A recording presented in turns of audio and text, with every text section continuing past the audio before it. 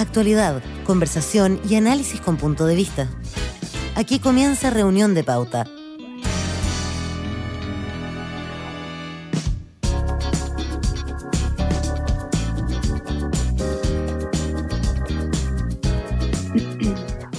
¿Qué tal? ¿Cómo están todos? Bienvenidos. Estamos haciendo una nueva edición de Reunión de Pauta en este miércoles 4 de mayo. Seguimos en Antofagasta en el 99.1, en Viña del Mar, Valparaíso y Temuco en el 96.7, en Santiago en la 100.5, en todo el mundo en pauta.cl. Como cada día estamos reunidos con nuestros contertulios. Hoy miércoles es oportunidad de reencontrarnos con Eduardo Olivares, periodista, doctor en Ciencia Política de la Universidad de Manchester, es máster en Asuntos Internacionales de la Universidad de California y es editor general de Radio Pauta. Bienvenido, Eduardo, ¿cómo estás?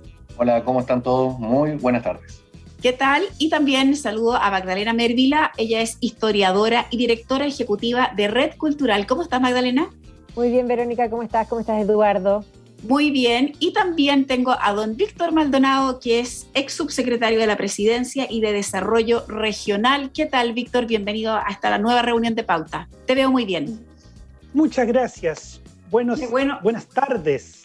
Buenísimas tardes. A ver, no dije todes. No, pues ni se te ocurra, Víctor. No, para nada. El todas y todos, hasta ahí podemos. Ya hasta ahí llegamos. Hasta ahí, sí, buenísimo. Quiero de inmediato partir haciendo lo que es de rigor para el programa, y es la pregunta rompehielo, y tiene que ver con lo que ha ocurrido hoy día, pero que objetivamente se arrastra desde ayer con esta información que decía que se le había pedido la renuncia al jefe de gabinete de la ministra del Interior. Hablamos de un señor hasta hace poco desconocido, ya no lo es tanto, Roberto Estay. Surgió un artículo en varios diarios que decían que el señor Roberto Estay estaba ya desvinculado como jefe de gabinete, que incluso el presidente Boric en sus comités políticos había prohibido la entrada de don Roberto Estay, y básicamente se le adjudicaba a este señor la responsabilidad de si algunos o todos los desaciertos, los errores, chambonada para algunos que ha cometido hasta aquí la actual ministra del Interior. El punto es que hoy la propia ministra del Interior, Isquia Siches, sale a desmentir todo aquello, dice que ella cuenta, o más bien este funcionario cuenta con toda su confianza, que los ministros son los únicos encargados de decidir quién sale o quién no sale de los equipos de trabajo, y básicamente se pone sobre la mesa el tema de por qué se producen estas filtraciones, por qué surgen estos rumores y a qué se deben. ¿Cómo lo ven ustedes? ¿Cómo lo notan? ¿Y a qué creen que responde ya este nivel de, para algunos es un cagüín político, para otros es una filtración que algo puede decir? Magdalena, ¿cómo lo ves? A ver, aquí hay que esperar un poquito más que decante bien, porque efectivamente estos dimes y diretes son un poco confusos. Aquí lo que pareciera ser, y me pongo como en la vitrina mirando la situación, pareciera ser que efectivamente pueden haberle pedido la renuncia al señor Estay, y aquí también es quien manda aquí, porque la ministra le han quitado el piso hace rato, y esto sería un poco más, eso sí que no la han sacado, porque muchos quieren que la saquen por los desaciertos que ha tenido, y ciertamente los ha tenido. Pero nosotros todos vimos en video en el momento en que Camila Vallejo le dice literalmente quédate callada. Entonces uno dice, a ver, esto no es extraño. La ministra Siches se vino del Colmet directamente con todo su círculo de confianza. Alguien comentaba hoy día en otra radio amiga que básicamente donde hay la dotación de médicos del Ministerio del Interior la quisiera cualquier, en el fondo podríamos decir, claro, exactamente. Entonces, este es parte de su círculo privado. Yo no tengo la duda de las capacidades, pero lo que sí está claro, en muchos aspectos pueden tenerla, pero del Ministerio del Interior no tenían la cintura necesaria, y eso se ha notado. Ahora, alguien hay que culpar de los desaciertos. Yo entiendo que la ministra es muy amiga también del presidente y del círculo cercano, y por lo tanto están tratando de exculparla a ella de los errores. Esto sería como el chivo expiatorio. El problema es que para exculparla de los errores le están quitando el piso. Entonces es tremendamente complejo. Entonces hay que esperar para saber si efectivamente eso así, pero este es un gallito entre si tiene el poder del ministerio o no lo tiene. Y yo pongo la duda. Buen punto. Si está la duda allí respecto de como se dice, el flaco favor que le hacen de por tratar de protegerla, cuán debilitada la dejan finalmente. Víctor, ¿cuál es tu impresión, sobre todo que trabajaste en el gobierno cuando estas cosas se filtran? ¿Cuál es tu mirada? Bueno, como diría Hamlet, ¿está ahí o no está ahí? Porque el punto es el siguiente, estas reestructuraciones tienen que hacerse y ahora hay una oportunidad de oro porque la ministra acaba de ir al Senado a exponer el tema en seguridad. El tema es una agenda amplia de 4 puntos fuertes. Uno puede decir, mira, y como tengo esta agenda, he decidido reestructurar el equipo porque las tareas son múltiples y necesitamos gente de diferentes especialidades. De tal manera que lo voy a reestructurar, no voy a sacar a nadie, pero voy a hacer que mi equipo se amplíe. Y eso suena perfecto. El problema es que llevamos como 2 semanas en que el equipo político informa todos los días, incluido el presidente, que la ministra ha cometido errores, que lo ha reconocido, que no lo volverá a repetir porque no tiene espacio para... O sea, la ayudan tanto y le pusieron un equipo, ya le mandaron un equipo de algunas personas de confianza de los demás a instalarse dentro. Hay un punto en que la gente dice, ya, está bueno. O sea, está bueno porque ¿de qué manera puedo salir hacia al frente si me cambian mi equipo de confianza? Pueden reestructurar todo lo que quieran, pero no me pueden cambiar mi equipo porque es mío. Entonces, en ese sentido, yo creo que tiene que haber una reacción de la ministra porque tienen toda la razón. Tiene que cambiar y todo lo que se ha dicho. Pero hay formas para hacer esto y creo que no se están cumpliendo a cabalidad. Deben dejar que ella protagonice la formación de su equipo y no hacer tan evidente que la custodian hasta la puerta de la casa. Oye, y los jefes de gabinete son funcionarios de primera confianza de cualquier jefe de servicio. Es la persona que al menos te lleva la agenda, al menos digo, porque pueden tener muchas funciones, hay muchos tipos de jefes de gabinete. Hay jefes de gabinete que se meten en la política pública, a diseñar alguna política pública, otros que no tienen ni idea de dónde están parados, pero al menos llevan, por eso digo, al menos llevan la agenda. Y en este caso, a un jefe de gabinete, solo el jefe de servicio le puede pedir la renuncia. Pero, si es que ese jefe de gabinete en cuestión se cruza con alguna otra autoridad, porque hay cosas que aquí no sabemos, una reunión en que habló de más, un mensaje que no entregó, una coordinación que no hizo, que fue sustancial para algún error que otra autoridad quizá cometió, el presidente tal vez, no lo sabemos, pero cuando esas cosas pasan, efectivamente al jefe de servicio, en la medida que tenga más o menos poder, se le empieza a decir, ¿sabes qué? No es conveniente, a esta persona no la estamos dejando entrar. Oiga, lo que pasa es que en un trabajo cualquiera de nosotros, las cosas son a veces un poquito más simples, pero en el gobierno hay zancadillas todos los días, y en todos los signos políticos. Dejan de convidarte a reuniones, no te enteras o te enteras tarde, genera un problema. Y si el jefe de gabinete es tu problema, y ya no solamente el ministro, sino que el jefe de gabinete es un problema, entonces pasa a ser una carga. ¿Dónde está el límite? Les pregunto, antes de ir al tema de fondo, pero no lo quiero dejar así, y todos aquí tienen mucho que aportar, entre que mi jefe de gabinete sea una persona de mi entera confianza y donde yo podría poner mis ojos cerrados y mi cabeza en su hombro con total tranquilidad, pero tal vez no sea lo suficientemente competente para el cargo, o poner a alguien que tal vez no sea de tanta confianza, pero tengo la certeza que esa persona va a hacer la pega perfectamente como lo sabe hacer porque políticamente es idóneo. ¿Cómo se resuelve esa encrucijada, Víctor? Es que hay una condición básica. Tiene que ser de tu confianza y ubicarse en relación a los otros. O sea, la idea, la que me da a mí, porque es muy fuerte, es que el presidente dijo, no me lo traigan más. Eso significa que en algún momento él, que en las reuniones de confianza con la ministra puede tener toda la libertad para decir lo que quiera, cuando sale de la oficina y entra a hablar otro presidente, otro ministro, él tiene que ser de atrás. No puede tomar la palabra a nombre de la ministra diciendo nosotros haremos esto, porque si se sale del rol, los otros dicen, a ver, un momentito, esta es una conversación entre ministros, con el presidente, sálete, porque lo obligan a ubicarse. Si él no se ubica, no sirve para el cargo, porque uno se puede decir, sí, pon al que quieres, pero el que quieres que pueda trabajar con el resto de nosotros también. Y creo que eso está en el límite, ese es el límite. Bien. Quiero llevarlos al tema que nos convoca también hoy día, y tiene que ver con algo que ha pasado en Estados Unidos y que entiendo, ahí Eduardo me puede corregir, que debiera resolverse, entiendo que por ahí por junio o julio como una decisión final. Tiene que ver con lo que ha establecido la Corte Suprema, que podría encaminar a hacer ya oficial una política que ha estado vigente en Estados Unidos por casi 50 años y es el derecho al aborto en ese país. Miraba un mapa de Estados Unidos y sus estados y si uno pusiera a colorearse aquellos que está permitido el aborto es gran parte, más de la mitad, en aquellos estados donde sí es posible hacerlo. Y un medio de comunicación, el diario digital Político, fue aquel que tiene estos datos y finalmente la Corte Suprema podría revertir la posibilidad de que las mujeres aborten en Estados Unidos. ¿Cómo se explica esto? Que después de 50 años venga una corte y ponga sobre la mesa la posibilidad de que esta acción ya no rija más. Quisiera partir con Eduardo para poner contexto, sobre todo entendiendo que estás allá y que has podido vivir esta noticia de primera mano. A ver, en primer lugar, en todos los estados de Estados Unidos se permite el aborto. En todos.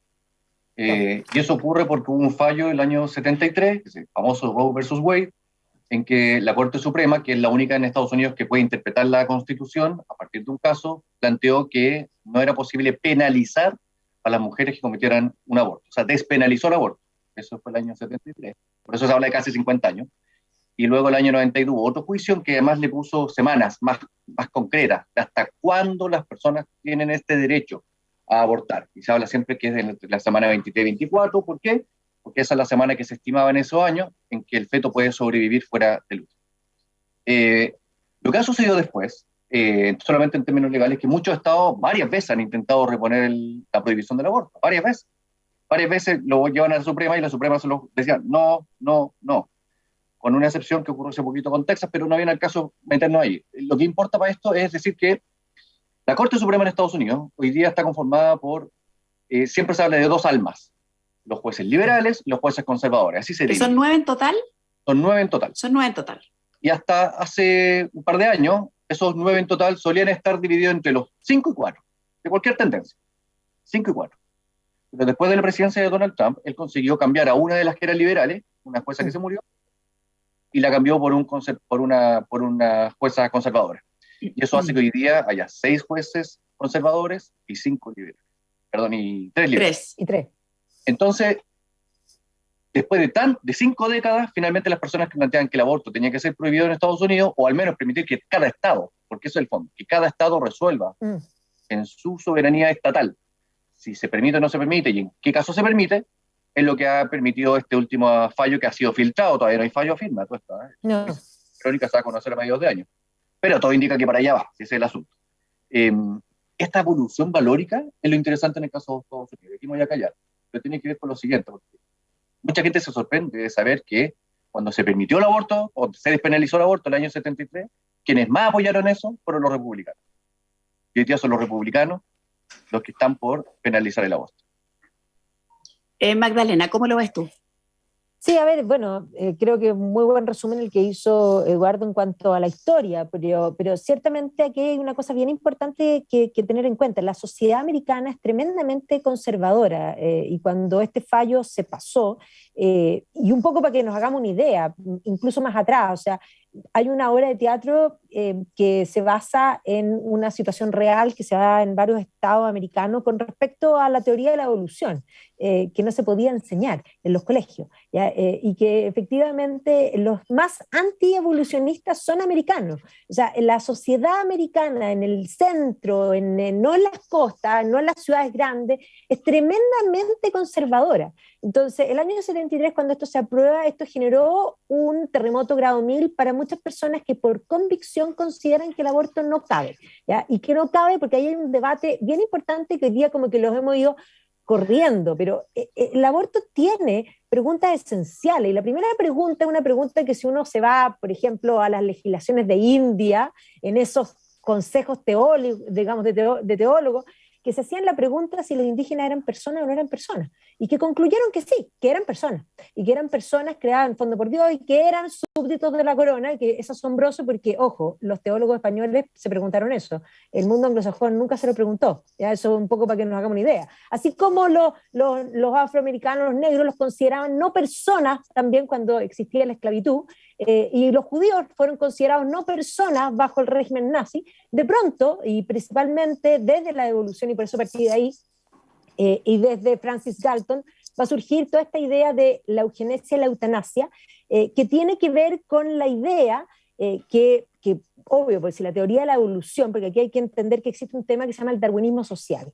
Darwin escribe para las ciencias naturales, no para las ciencias sociales, pero rápidamente la teoría de Darwin se aplica a las ciencias sociales, y por lo tanto, claro, el hombre es una especie más que es equiparable al chanchito de tierra, el chancho, el hombre, y que evidentemente cómo se evoluciona, bueno, los más fuertes prevalecen, los más débiles mueren, y entonces estos sociólogos van a tener la genial idea de que podemos ayudar a la evolución. ¿Y cómo podríamos ayudar? Bueno, si los más débiles van a morir, bueno, vamos cortando el árbol para que el árbol sea fuerte y sano, y eso se va a llamar eugenics. Y en esa tendencia de la eugenics va a empezar a surgir la idea del aborto. Ojo, que en Estados Unidos el eugenics va a ir acompañado de racismo, porque el famoso Planned Parenthood lo que quería se llamaba Negro Project. Lo que quería era generar, en el fondo, eugenesia, digamos, no permitir que naciesen aquellos que eran considerados débiles, no débiles porque tuviesen una enfermedad, sino que porque eran negros, simplemente. Y la idea era crear aborto y eliminar a los negros a través del aborto. O sea, el aborto se impuso como una ideología que es perversa, porque ahí viene la pregunta, ¿es persona o no es persona? ¿Qué diferencia hay entre el día de la concepción, el mes, digamos, la semana 24, los 9 meses y tú? La única diferencia que hay es tiempo. Por lo tanto, si yo dejo que ese cigoto inicial, digamos, ya el momento de la fecundación, si yo lo dejo ser, no va a ser betarraga y tampoco va a ser pato ni ornitorrinco, va a ser una persona humana única y irrepetible, que sería esa persona con toda su carga genética desde el inicio, es todo potencia, pero ya es un ser. Entonces, ahí hay una cosa que hoy día lo hemos borrado, porque tú dices el derecho. Sí, el derecho, por supuesto, ¿el derecho de qué? De mi cuerpo. No, es que ya no es tu cuerpo. Y ahí está el punto. Hay un tema filosófico tremendamente profundo, que es bueno que hoy día esta situación nos haga replantearnos, porque mientras ellos están en eso, aquí lo están aprobando hasta los 9 meses. Ya, buen punto el que plantea la Magdalena, porque para allá quería llevar esto, y le doy la palabra a Víctor, al análisis también de cómo las sociedades, cómo los países finalmente van teniendo estas posibilidades de mutar en temas que en general son muy difíciles de abordar en lo político. Convengamos que tal vez todos los países que hoy día tienen ley de aborto, como aquellos que no lo tienen, han pasado por procesos de discusión, de debate para llegar a algún resultado. Por lo tanto, revertirlos, yo me imagino que no debe ser una tarea tampoco tan sencilla. Y nosotros, como decía la Magdalena, vamos en un sentido inverso. ¿Cómo ves estos cambios o estos giros, que no los voy a calificar, sino que simplemente los dejo planteados, en que algunos transitan hacia ese camino y otros los intentan revertir? Es que la pregunta es si cambia el comportamiento cuando cambian las leyes. Porque como bien se dijo acá, en todo Estados Unidos, en todo estado, se permite el aborto. Pero hay estados en que se permite en un local de todo el estado. Y te hacen preguntas hasta por debajo de la lengua y después te demandan para la casa y 72 horas después la mujer puede ir y decir, sí, ya me convencí. Y en otros lugares más abiertos. O sea, uno puede estar, por ejemplo, en Missouri, se prohíbe. Pasa el río, se permite. Entonces, es la localización del aborto lo que se va a discutir. Y si esto involucra la oportunidad iguales de mujeres para que tomen una decisión en qué parte del estado de Estados Unidos está. Entonces, no se decide por la mujer. Hay gente que está tomando decisiones estatales, incluso en Texas, como ya se dijo acá, se dijo un caso muy especial, lo de Texas dijeron, aquí no haya aborto nomás, se acabó, y entonces la Corte Suprema tuvo que empezar a legislar al respecto, y como tiene mayoría conservadora, lo más probable es que se le filtró, por primera vez se filtra, fallo en discusión, y ya todo el mundo se está preparando para esto. hay que decir también, hay una cosa, por ejemplo, aquí uno puede discutir por qué se aborta, uno se aborta, se permite, no se permite, es legítimo o no es legítimo. Pero la misma Magdalena llevó a la clave. La fuente de protección de las personas antes de nacer o después de nacer es religiosa. Esa es la fuente. Por ejemplo, uno dice, oye, ¿por qué? No, porque somos todos hijos de Dios. Ah, churra, ya, perdone, tú estás ahí. Pero si se discute la creencia religiosa, si va en retroceso, algo pasa. Por ejemplo, en Estados Unidos, los abortos, hay que decir eso, han disminuido en la última década a la mitad. O sea, la educación importa, la preparación importa, el acceso importa. Muchas cosas se están cambiando y por lo tanto cada vez es menos el riesgo de tener que llegar a un punto tan final. Pero uno dice, mira, pero ¿por qué no estamos polarizando tanto? ¿Por qué no? Hagamos una cosa que como sociedad, en la que estamos todos, podemos convivir. Que tome la decisión la mujer, porque eso es lo que... ¿Quién más va a tomar la decisión? O sea, ya están tomando las decisiones como quieren, no hay manera de evitarlo. Pero entreguemos el máximo de información para que sea informado y sepamos lo que estamos haciendo, porque las dos cosas. Pero aquí no, aquí hay un punto en que la sociedad se polariza. Se polariza porque es de creencias, porque es de esto lo permito y esto no lo permito, y en los dos polos está esto radicalizado. El país en América Latina cuyos valores están cambiando más aceleradamente, el país que más se está secularizando en América Latina es Chile. Es Chile. Y es aquí donde esta discusión se está también presentando con una energía que no había tenido nunca. Porque el número porque va muy combinado con la creencia. Entonces hay un tercio de chilenos que ya no creen, no cree en Dios institucionalizado. Todos son religiosos aquí en Chile. O sea, son supersticiosos o religiosos. Pero no hay un chileno que le pase a una chilena la sal en la mano. O sea, esa cuestión. No, ¿por qué? No, espérate que se te cruza un gato negro, porque te diste. Gato negro, o sea, los gatos aquí los pintan para que no pase nada. O sea, aquí la gente cree en algo. Pero no es así como que pasa por ahí. Pero institucionalizadamente se ha desestructurado mucho. Y con eso la respuesta única de la sociedad se rompió. Pero somos un país en donde unos tienen la razón y otros no, o tenemos la posibilidad de convivir.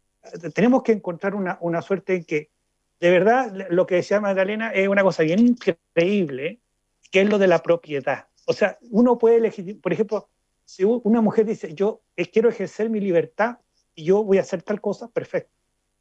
Pero se está argumentando en base a la propiedad del cuerpo, eso es una cosa muy rara, para mí es muy rara, porque esa argumentación, esta es mi propiedad, se usa ahora y también se empleó en el siglo anterior, el 19, no el 20, para decir, este esclavo es mi propiedad y yo con él hago lo que quiero.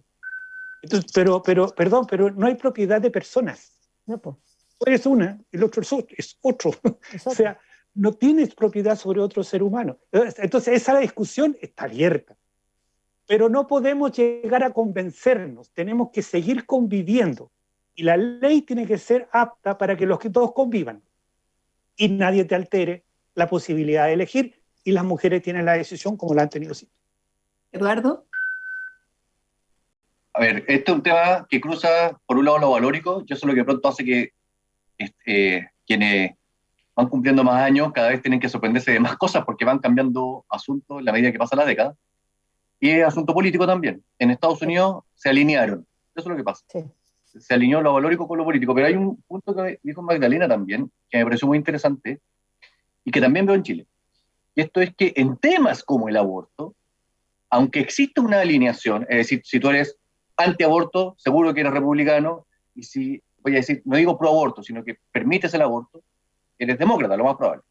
Pero cuando uno mira los estudios de opinión pública y se ve ya pero con lupa, te das cuenta que esa cosa de los pro-aborto, lo estoy simplificando, no es un pro-aborto 100%, en el caso de los demócratas. Entre los demócratas está lleno de escalas. Están aquellos que dicen sí, pro-aborto en cualquier caso, están aquellos que dicen aborto sí, pero en algunos casos, no en todos los casos. Y lo mismo por el lado republicano, no es que todos sean anti-aborto completo y que en ningún caso, ni aunque la salud de la madre esté en riesgo, se pueda permitir. No, está lleno de una gradación bien interesante. ¿Y por qué lo planteo? Y para llevarlo a Chile, que es lo que tú querías, Verónica. En la Convención Constitucional, cuando se aprobó ese artículo que permitía el aborto libre, bueno, se restaron no sé cuántos cientos de miles de votos al tiro al apruebo, porque las personas que consideran que eso es un valor sagrado, el de la vida, del que está por nacer, se estaba en ese caso inculcando. Y eso llevó a que ahora estén a punto justamente de aprobar una cosa que diga, pero según la ley se verá hasta qué semana se podrá hacer. Mezcla todo, las personas somos complejas. Y en la sociedad chilena, sobre todo las personas de mayor edad, no aceptan el aborto como que fuera un asunto binario, no lo aceptan. Y si tiene que ser binario, prefieren decir que no. Magdalena, ¿quisiera cerrar el bloque con alguna última reflexión? Sí, lo que pasa es que yo diría, lo único que quiero agregar, y que me parece muy bien todos los complementos que estableció Víctor y Eduardo, pero en el caso de lo que planteaste tú, Víctor, esto no es solo religioso, porque aquí hay un tema de concebir la realidad, y la realidad implica aceptar que la verdad existe y que existe una moral, porque de lo contrario, si eso no es así, la moral depende de cada uno. Y si la moral depende de cada uno, este mundo sería un caos. Hay un cierto parámetro que hay. Y las cosas buenas son buenas, aunque nadie las haga, y las cosas malas son malas, aunque todos lo hagan. Y hay una cosa clara, más allá de la religión, si nosotros pensamos en el concepto de derechos humanos, hoy día todos lo aceptan. Y ojo, que los derechos humanos vienen del concepto cristiano, no todas las culturas tienen derechos humanos. Pero si nosotros aceptamos los derechos humanos, y por un lado las izquierdas duras enarbolan esa bandera, pero el derecho humano implica defender la vida humana en todas las condiciones. Pero de pronto lo que hacen ellos es estigmatizar, y bajo esa lógica de quienes piensan como yo y quienes no piensan como yo, y bueno, y para qué vamos con cosas, los que no han nacido todavía no son pensantes, y por eso, por ejemplo, cuando hacen legislaciones en torno, por ejemplo, a la educación, dan gratuidad a los universitarios primero, porque esos votan, los otros no votan. Entonces, aquí hay un tema político muy profundo. O sea, estos que todavía ni siquiera hablan, son desechables, y son desechables voluntariosamente por una actitud en el fondo política que ha borrado ese límite del bien y el mal. Y no quieren llamar asesinato, porque no quieren llamarlo persona, pero en rigor ni siquiera hablan de interrupción. ¿Han visto que hoy día les ha dado que no se puede decir que estoy esperando guagua, que voy a ser madre, que todo eso pasa a ser ofensivo? A ver, no existe ninguna mujer que esté esperando una cosa, ni un feto, ni un... No, las mujeres están esperando guagua, están esperando un hijo, y van a ser madres, les guste o no les guste. Y eso no es algo, eso es una realidad. Y esa realidad es la que hoy día se pretende hacer eufemismo. Es persona, les guste o no les guste. Ahora, podemos aceptar que el asesinato puede ser aceptado en ciertas condiciones legales, pero no la llame como no es. Es asesinato siempre. Puedes aceptarlo, que puede, así como la pena de muerte existe, pero hoy día tratan de cambiarle los nombres a las cosas para hacer parecer que lo que es malo es bueno, y matar es siempre malo. Yo te voy a agregar un dato, perdón, Verónica, Sí. pero dato un buen dato.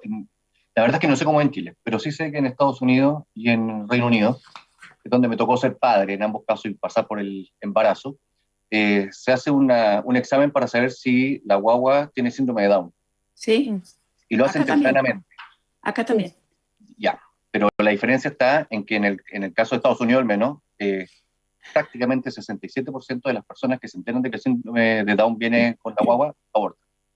Es decir, ahí se hace una selección efectivamente de vida o muerte en función de que la guagua venga con aquel síndrome o no. Ahora, y eso podría extenderse también a que si en ese mismo periodo de gestación no tuviera síndrome de Down, para no ponerlo solo con esa condición, sino que podría tener otro tipo de enfermedad o de patología o de trastorno o de condición, cualquiera sea el término, también se podría dar el espacio para que se aborte. Esto se hace para todas las guaguas. Solamente respecto al síndrome de Down, sabemos que la gente con síndrome de Down puede nacer, vivir, tener una vida social sin problemas. O sea, no estamos hablando de un problema de un síndrome que causa una inviabilidad. Claro, hay un punto que es bien importante, porque a comienzos de los años 20 esta discusión fue súper álgida, sobre todo en el Reino Unido, y de hecho, de los años 10, porque el año 1911 G.K. Chesterton escribe un libro que se llama What's Wrong with the World, lo que está mal en el mundo. Y lo que estaba mal en el mundo, ojo, en 1911, si uno se lo lee hoy día, es lo mismo que está mal hoy día, léanselo y está hablándonos hoy día. Pero es lo que dice en ese argumento, que es extraordinario, porque en un capítulo él habla de la eugenesia. ¿Sí? Y entonces él dice que esto es tremendamente arbitrario, porque se estaba discutiendo una ley en el Reino Unido que se ponía que se podía hacer aborto cuando ponían un término que llamaban feeble-minded, mentes débiles. ¿Ya? Entonces él reclama que este eufemismo de mentes débiles permite cualquier cosa. Y entonces exagera el argumento y dice, mañana, dice, con este argumento van a matar a quien quieran y mañana van a ser los colorines, dice él. Ya, ojo, pasaron pocos años y fueron los judíos. Mira. Y es del año 1911. Oye, los invito a hacer una pausa. A la vuelta vamos a saber no solamente de efemérides, de sus noticias coladas y de datos interesantes que nos puedan aportar. Es muy breve el alto. Quiero contarles antes que de lunes a viernes a las 8 de la mañana pueden conocer 4 miradas globales que buscan interpretar los temas más relevantes de debate en el mundo y en nuestro país. Escucha cada día marcando pauta. Hacemos un alto y ya volvemos con más de Reunión de Pauta con Eduardo Olivares, con Víctor Maldonado y Magdalena Merdila. Volvemos.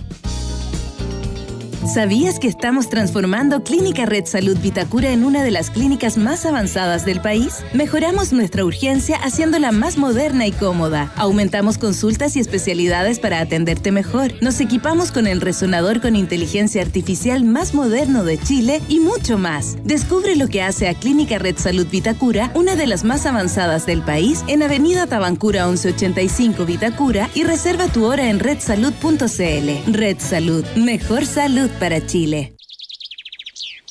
Cada tarde, a partir de las 20 horas, Christian Barnken nos invita a pasear con él y con sus invitados en su jardín. Media hora de conversaciones y reflexiones. No dejes de escuchar los sonidos y palabras de Desde el Jardín. Pauta, hablemos de verdad.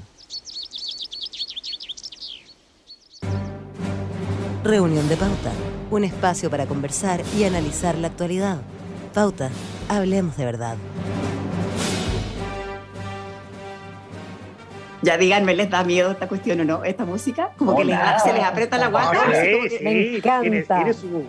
¿Sí? Ya, Cristiana Álvarez, ponla nomás porque les voy a leer la efeméride que tiene que ver con Star Wars. Esta música es a uno como que se le aprieta entre el estómago y el corazón. El 4 de mayo se celebra una nueva versión del Día de Star Wars, una jornada que reúne a los fanáticos del mundo para celebrar a una de las sagas más importantes de la historia. Esto ocurre el 4 de mayo del año 1979, cuando el medio británico London Evening News publica una nota en la que los miembros del Partido Conservador del Reino Unido felicitaban a Margaret Thatcher por su victoria y, por consiguiente, por ser finalmente la primera mujer que se convertía en primera ministra del Reino Unido. Y ahí saludan, May the Fourth be with you, Maggie, congratulations. Que el 4 de mayo esté contigo, Maggie, felicidades. Esa era la traducción de las palabras que le dedicaron los conservadores a Margaret Thatcher, jugando fonéticamente con la frase May the Force be with you. ¡Wow! Que la fuerza esté contigo, que la fuerza te acompañe. Que es esta frase emblemática que sale de la saga, que por estos días además uno escucha mucho que hay gente que está del lado oscuro de la fuerza y del otro lado, por estos tiempos sí que vale. Bueno, esta coincidencia lingüística no se da en otros idiomas, por lo que se adoptó esta fecha de hoy, de 4 de mayo, como el Día de Star Wars, para fijar un significado común. May the 4th. Oye, ahí está el 4 de mayo llevado al inglés. Quiero hacerle una pregunta a la Magdalena. No sé, pues se me ocurrió nomás. A ver. Magdalena, ¿quién es el Darth Vader de la política chilena hoy día? George Jackson. Víctor, ¿cuál es tu Darth Vader? No, yo tengo uno mucho más cercano. Siempre uno tiene uno del partido de uno, pero no lo voy a nombrar. No, pues ya viste la fuerza no me acompaña. No, sí, pero yo tengo la idea de que los fríos de corazón son los más. ¿Sí? Es que para ser Darth Vader hay que tener varias cosas que son bien importantes. Primero hay que ser inmensamente inseguro para poder manifestar la fuerza contraria, o sea, porque Darth Vader es Anakin Skywalker, y Anakin Skywalker era en el fondo un joven que era tan inseguro que pero era bueno. Después era bueno, pero un momento, era bueno pero era tonto, ese es el punto. Entonces le hablaron en el oído. Es una interpretación, no sé. Muy tonto, porque Palpatine le habló en el oído y le dijo precisamente sus temores. No te valoran. Y es más, las personas que son débiles... No, pero esto es muy importante. ¿Y quién es el Palpatine entonces de Darth Vader aquí? Es una gran pregunta. Hay varios que han querido ser Palpatine. Hay algunos que se han ido desdibujando. Pero en el fondo tenés una serie de ideólogos que son siempre como Palpatine, no se ven. ¿ya? Es más, no tienen rostro. García Linera. No, pero llevémoslo a está de Chile. moda. A mí me encantaría poder hacer, pero después me van a retar y no Ya. lo puedo hacer. Que el elenco de Star Wars, Enanos o sea, verdes hay varios, eso sí. Tripio, eso la sí sobran. princesa Leia, todo lo lleváramos a la política chilena y lo pusiéramos en Jenny los Yoda. personajes. Yo creo, Jenny Yoda. Tendríamos un programa que les aseguro, pues nos duraría como 2 horas en hacer el reparto de la Guerra de las Galaxias. Eso. Ya. Estoy haciendo esta reunión de pauta con Eduardo Olivares, con Magdalena Mervilá y con Víctor Maldonado. Y lo que nos toca ahora es hablar de las noticias coladas. Ya se nos coló esta, que claro. fue un rato muy, muy entretenido. Y quiero preguntarle a Eduardo, ¿cuál es tu noticia colada de hoy? Yo mandé como noticia colada que, acuérdame que no me acuerdo qué mandé. La nueva gran estafadora de Hollywood. Pero Ahí está el lado oscuro de la Inolvidable, fuerza. era una noticia inolvidable. Era, bueno, ya, la nueva gran estafadora. Lo que pasa es que este es un hilo que puso en la red de Fanny Plant, la conductora de Pop. Porque es fascinante, porque ella está hablando de una guionista de Hollywood, que es la misma guionista de una serie de Grey's Anatomy, que es reconocida. ¿Y qué pasó con esta guionista? Voy a hacerle un resumen. ¿Ya? Ha vivido durante mucho tiempo, yo creo que la misma cantidad de temporadas que lleva Grey's Anatomy, que son muchas, diciendo que estaba enferma de cáncer. O sea, básicamente la Rojas Vade de Hollywood. pues la No. Bade, claro. Y mintió por años de años. Cuando los familiares la iban a dejar a la clínica, ella les decía, déjeme aquí nomás la entradita, yo entro sola. Y así, y andaba con un catéter colgando, o sea, ya sabemos de dónde salió. No era Rojas Vade, el original. Más encima, ¿Qué era eso? Lo O hacía sea, bien. además era hasta falso. hasta Claro, ahora, No. ha sido descubierta. era re falso. Descubierta, obviamente que está lleno de condenas públicas por lo que ha realizado. Su nombre es Elizabeth Finch y probablemente están preparando el guión para hacer la película. Ahora, yo de todas maneras quisiera darle un gramo de seriedad al asunto que tiene que ver con la falta de respeto inhumana que hay Tal con cual. los pacientes de cáncer. Porque los que de verdad Pero lo me parece tienen... de más decirlo, pero hay que decirlo.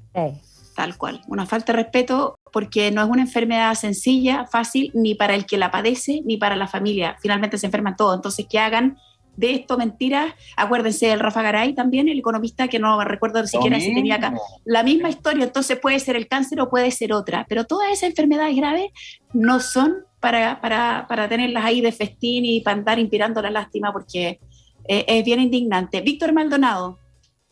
Es que son personas que además capturan la verdad de la historia de otro. En este caso, recién señalado, copió la historia también de una pareja que había vivido una experiencia real de esto. Entonces, adoptan el papel de alguien real porque lo pueden conocer, imitar, y hacen de la mentira una manera de promocionarse en la vida. Entonces, esto de generar lástima, decir, mira, ella llega a trabajar todos los días. Qué valiente. Y mira lo que hace. Esa alegría de vivir que tiene pese a todo. Entonces uno como que se emociona. Y en Claro, realidad es como es la toda mano que mece mentira. la cuna. Claro, ¿Verdad? exactamente. Entonces, es una enfermedad en la práctica porque llegar a vivir una vida que no es la tuya, Claro, o sea, está y enfermo, hacer pero de de otra eso. cosa. Tal claro, cual. entonces es demasiado. Pero vivir en la falsedad finalmente no se puede. Hay un punto en el que te pillan. Oye, la además, era mala, abusaba de Era su mala. pareja, la abusaba psicológicamente a su pareja, de hecho la pareja la denunció, pero era mala. ¿Viste? Más rápido se pilla un mentiroso que un ladrón. No, Magdalena, fue lento la pillada, porque no sé cuántas temporadas antes que la pilla. Magdalena, Claro. ¿cuál es tu noticia colada? Yo traje una noticia bien curiosa porque habían encontrado 150 cráneos en Chiapas. Entonces, bueno, la policía empezó a ver esta cosa porque en Chiapas no es algo poco común encontrar cosas de ese tipo, un lugar que está cruzado con el narcotráfico, que ha tenido una serie de historias. Pero se encontraron que esta fosa clandestina, que además tenía todos los cráneos con un hoyito que parecía de bala, entonces obviamente pensaron que esto era de hoy día, pero que en realidad es un hallazgo arqueológico de cadáveres decapitados se piensa que entre, en el fondo, el año 900 o al 1200 más o menos. Pero es bien interesante aquí porque aquí se cruzan dos cosas. Primero esta cosa que era como policial, que de pronto se convierte en arqueológica, pero además esto, a mi juicio, es importante ponerlo y destacarlo porque esto rompe mucho de los mitos del buen salvaje de Rousseau, y que es lo que tenemos tan instalado hoy día, de que todos los pueblos originarios eran ancestralmente y naturalmente buenos, y que todos los españoles eran los perversos y los malos. No, aquí entendamos que hay españoles buenos, hay españoles malos, hay indígenas buenos, hay indígenas malos, y aquí había 100 cráneos que habían sido decapitados y que además tenían el hoyito porque habían sido exhibidos las cabezas, de la que además hay que agregarle, si lo llevamos hoy día, había muchas más mujeres que hombres, y a todas esas mujeres primero las torturaron porque les sacaron todos los dientes, ¿ya? O sea, de bueno aquí no había nada. Entonces un poco también para que nos pongamos en la realidad, y que piensen ustedes esos españoles que llegaron ahí y se encontraron con cosas como esto, ¿cómo lo interpretaron? Hay que entender la historia con la mentalidad de cada época. Esa visión, que las deben haber visto mucho, para ellos era el demonio. Entonces, lo que yo quiero plantear aquí es que hay que comprender que esta visión purista de los iluminados, de los buenos, del buen salvaje de Rousseau, es una gran mentira. El ser humano, sea donde esté, hay buenos, hay malos, hay de todo en la viña del Señor, en todos los lugares. Así que, buenos aborígenes, bueno, aquí se encontraron con una fosa milenaria del terror.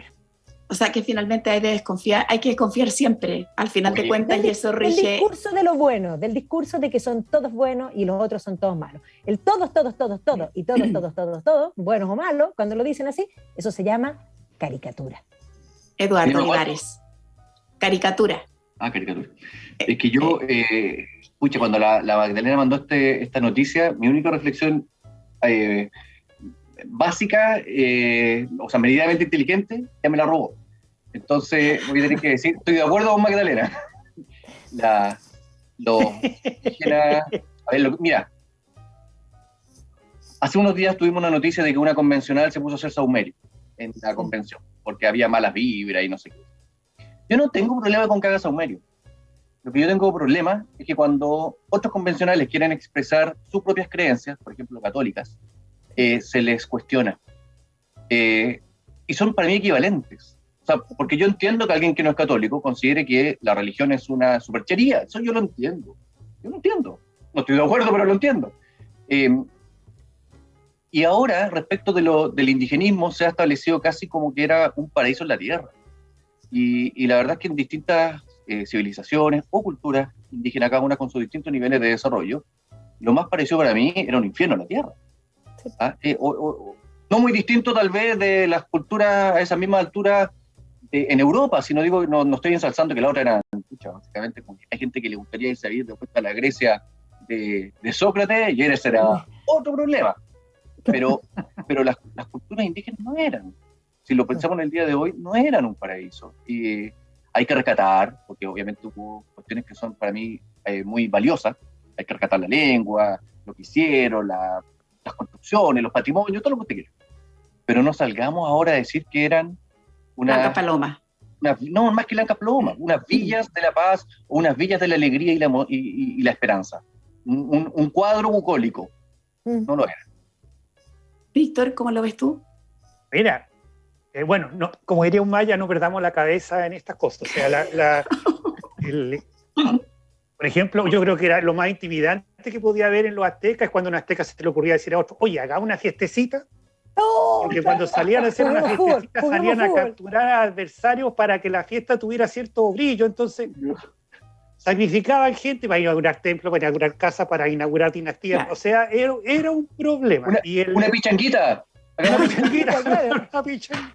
Entonces, quiero decir de que efectivamente, como decía Santo Tomás, la línea del bien y el mal pasa por el corazón de cada persona. Esta cuestión no es buenos y malos, pero no es tampoco inocencia versus maldad, porque al mismo tiempo, esa misma gente tenía una cultura extraordinaria en todo tipo de facetas. Entonces, somos una combinación, y hay que decir que cada civilización nos sorprende por el tipo de víctimas que tiene, que no corresponden a las que nosotros estamos acostumbrados.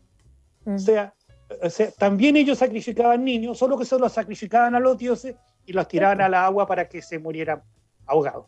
Pero eso lo consideraban bueno y era su cultura. Entonces yo creo que hay una historia del terror y hay también una historia de lo hermoso, pero las dos combinan. Mira, absolutamente. Es un tremendo análisis el que hacen y que devela un poco entre tanta información que llega, particularmente cuando dice relación con pueblos originarios, con el tema indígena. Siento que los tres han puesto un poco de luz y de despejar un poco el bosque con lo que nos acaban de aportar. Víctor Maldonado, ¿cuál es tu noticia colada? Esta es la más entretenida. Oye, por el WhatsApp, sí, pero por el WhatsApp yo me hice una expectativa gigante cuando me dijeron tu noticia colada, así que lúcete nomás, pues, Víctor. Pero es que esta es de convencional, que sería así. Pero eso puede ser bien peligroso que sea convencional. Claro. Están entre nosotros. Corte de Santiago niega acceso a información de la ANI sobre eventuales avistamientos de ovnis y OSNIs. Que yo no sabía que existían los OSNIs, pero los ovnis son los objetos voladores no identificados y los OSNIs son objetos sumergibles no identificados. Y la ONU dijo, no, yo no puedo opinar sobre eso porque compromete la seguridad del Estado. Ya, perdón, lo tenía la pregunta. Entonces, mi noticia colada, ¿por qué se justifica? Primero, porque esta es la primera noticia que tenemos sobre la ANI. Segundo, porque nos enteramos que la ANI no sabe de ovnis. Tercero, porque si no sabe de objetos voladores no identificados, tampoco sabe de objetos voladores identificados, como podrían ser balas, y de no voladores, de los que caminan. Claro, de bombas molotov, piedra, de eso no tienen idea.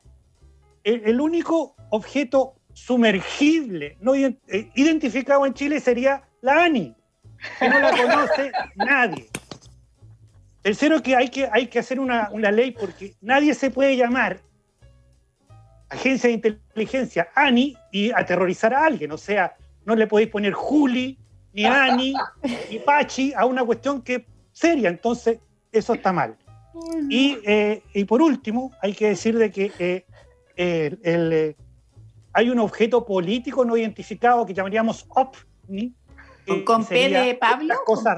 Con P de no vamos a decir de qué, pero de OVNI. No, de Pablo, de Pera. De Pablo, pero mira, pucha, que me encanta. Tú no eres maya, tú no. Entonces, lo otro sí. Pero la cosa es un objeto político inútil no identificado, la ANI. O sea, hagamos cosas que sirven, o por lo menos que cuenten lo de los ovnis para que sepamos de ellos, porque no teníamos noticias.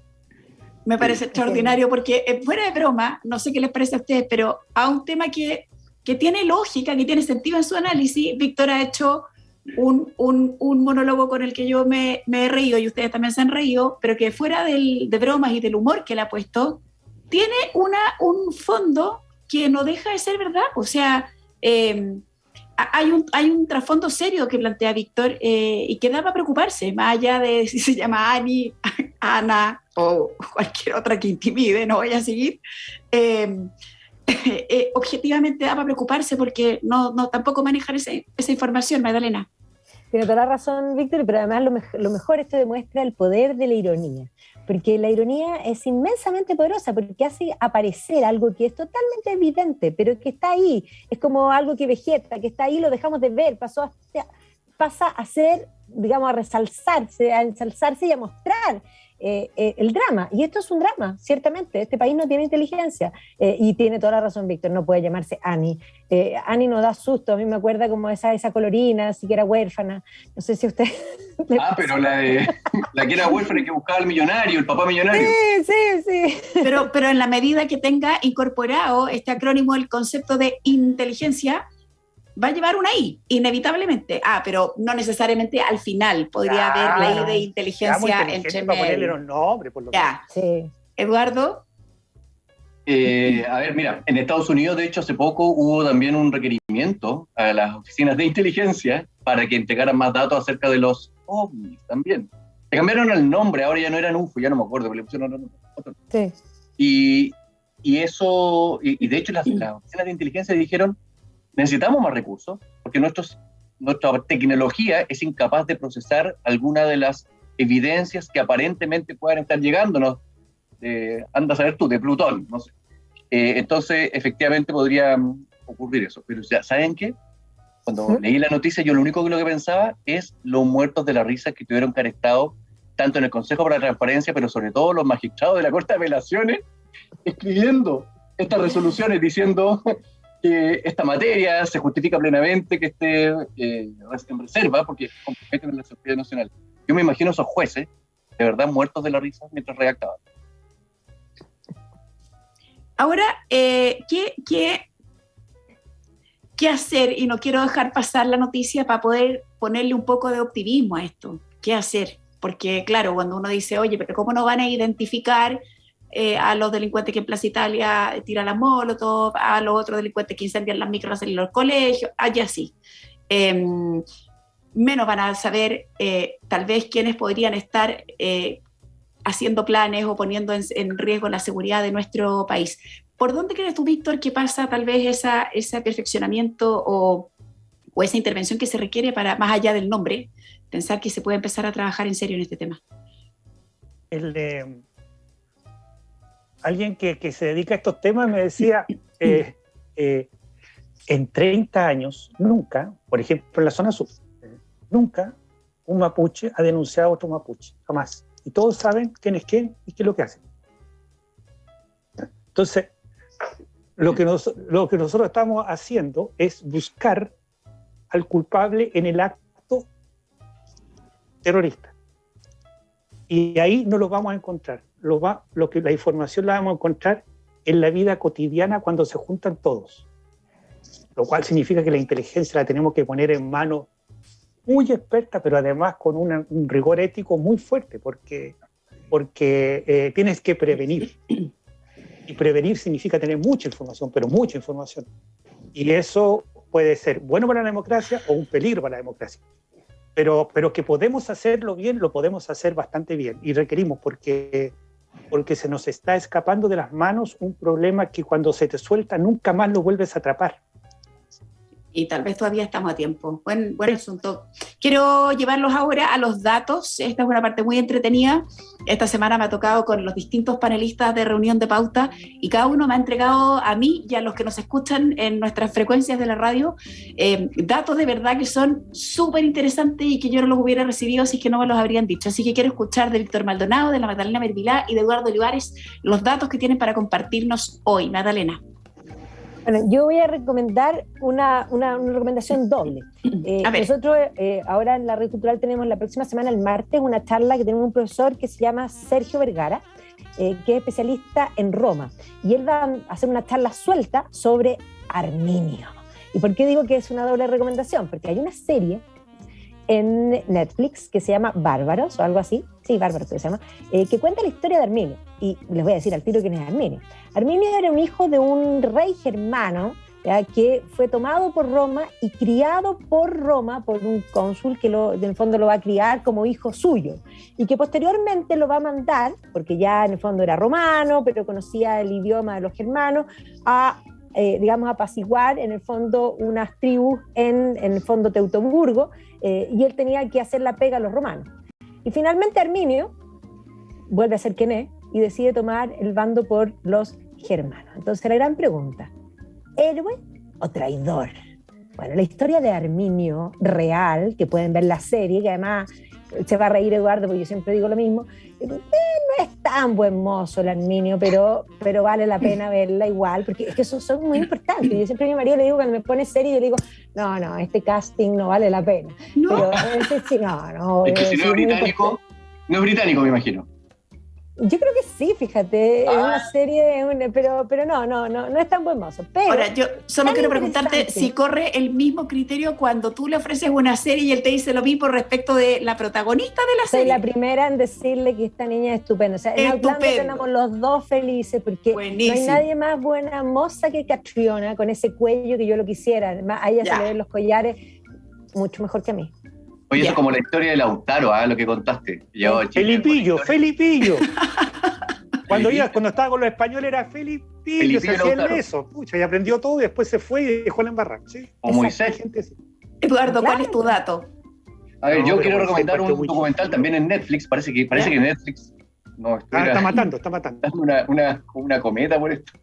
Hay un documental que se llama supongamos que Nueva York es una ciudad, es de hace un par de años, es de Martin Scorsese, y es una conversación que va teniendo a lo largo de unos episodios con la escritora Fran Lebowitz, bien conocida en Estados Unidos porque fue súper rupturista en los años 70, era esa feminista de los años 70 que escribía, que era una personalidad, que hacía entrevistas que descolocaba a los entrevistados. Pero lo entretenido de la serie, que ahora que vivo en Nueva York, tiene otro significado, es cómo va retratando los cambios que ha habido a lo largo de las décadas en esta ciudad. Desde la arquitectura, según ella, cómo se ha ido poniendo cada vez más fea, más copiona de la arquitectura de otras partes, cuando antes Estados Unidos, Nueva York en particular, implantaba la moda arquitectónica con sus rascacielos al resto del mundo. Ahora es copia de los rascacielos que vienen desde Hong Kong o desde Emiratos Árabes. Y bueno, y así con eso, con los taxistas, con la cultura urbana en general. Es súper recomendado para conocer más de eso. Estupendo. Víctor Maldonado, tu dato para hoy. Escúchame, el Eduardo casi me hizo cambiar, pero voy a ver si igual voy a recomendar una cuestión de serie, pero... Ya. Las 10 tendencias. Yo recomiendo un libro que creo que fue escrito para todo público. El de Lavín, que corresponde a las 10 tendencias que transformarán Chile. Porque es optimista, porque de verdad yo creo que necesitamos una dosis de optimismo, porque señala que tenemos grandes ventajas para enfrentar el futuro, que es el litio, que es el cobre, pero particularmente en la gente que tenemos en Chile capaz de hacer creación y que podemos tener un desarrollo verde y que está al alcance de la mano y que el mundo también lo necesita porque tenemos cosas sin las cuales no vamos a poder enfrentarlo del futuro. Pero, pensando en la Vero y en Eduardo, les quiero recomendar una serie que no se la puede perder un periodista. ¿Qué? Se llama Tokyo Vice. Sí. HBO. Ya, la voy a anotar. Tokyo Vice. ¿Por qué? Porque está ambientada en Tokio, obviamente de ahí el nombre, pero es un gringo joven que se le ocurre ir a dar a Japón, amaba Japón y quería ser periodista en el mejor diario de Tokio. Y el primero que logra entrar al diario es extranjero, es este. Y a él le interesaba la área policial y se mete a estudiar las bandas mafiosas. ¿Los yakuza? Los yakuza, exactamente. Pero un yakuza le hace una propuesta impresionante. Un yakuza, porque él le hace un favor, le entrega una información que él necesitaba si no lo mataban. Entonces el yakuza, que era muy educadito, pero perfecto, le dice: oiga, ¿y usted no quiere algo? Y un policía le había dicho: nunca se te ocurra decirle que bueno un yakuza, que te dé un favor, nunca. Y el otro dice: no, quiero nada. No, pero me refiero a plata, no quiere, no sé, le hace otra oferta interesante, y dice: no. Y después le toca sus puntos sensibles. Le dice: sí, pero tú eres periodista, ¿cierto? Y es muy, tu labor es como muy competitiva, ¿no? Bueno, y tú estás investigando el caso de gente que ha muerto, se ha suicidado, producto de que tenía deudas y habían habían tomado seguros. Sí. Te digo una cosa así. No. Y ahí dice: sí, o sea, cayó. Aguantó todo menos la exclusiva. La exclusiva lo mató. Entonces, eso nos mata a los periodistas, pues, pero. Ya había estado perfecto, pero no pudo. Entonces. Es que tengo un dato. Tengo un dato. Estás investigando esto, ¿cierto? No mires dónde contrató el seguro. Mira primero dónde no lo dejaron. No lo aceptaron. Y ahí se va con esa pura información, desvía toda la información y llega al periódico a buscar por ahí. Y era el dato que necesitaba. Entonces, yo encuentro que, mira, es un homenaje al periodismo, a la búsqueda de la verdad y al choque de culturas. Yo lo encuentro... Mira, extraordinario. Se me olvidó hasta el libro con lo que me contaste, Tokyo Vice. Tokyo Vice, sí. Oye, no es Tokyo Lavín, es Tokyo Vice. Sí. Ese libro que no lo confunden con la otra. También el Boris lo leyó y lo resumió muy bien en su entrevista. Las 10 tendencias. Ahí están. Oye, lo he pasado increíble el día de hoy. No es que no lo haya pasado bien el lunes y el martes, no que los contertulios del otro día no se me enojen, pero me he reído, lo he pasado muy bien y que estoy seguro que a nuestros auditores también se les pasó la hora volando. Muchas gracias a los tres, a Magdalena Mervirá, a Víctor Maldonado y a Eduardo Olivares, por toda la información, por la reflexión, la buena onda sobre todo, y este espacio de análisis y conversación aquí en Pauta. Un abrazo a cada uno, espero verlos pronto otra vez. Cuídense mucho. Un abrazo. Chao, chao. Que estén muy bien. Chao, chao. Sí, y despedimos reuniones de pauta. Yo los dejo invitados a que sigan con nosotros porque ya viene Christian Barnken desde el Jardín. Va a reflexionar junto a José Antonio Viera Gallo, abogado, conocido, político, académico, respecto de Maquiavelo y el Chile actual. Queda ahí la invitación con Christian Barnken. Hasta mañana, que tengan un buen descanso. Chao, chao. Acabas de escuchar 1 hora de conversación y análisis con punto de vista. Esto fue Reunión de Pauta.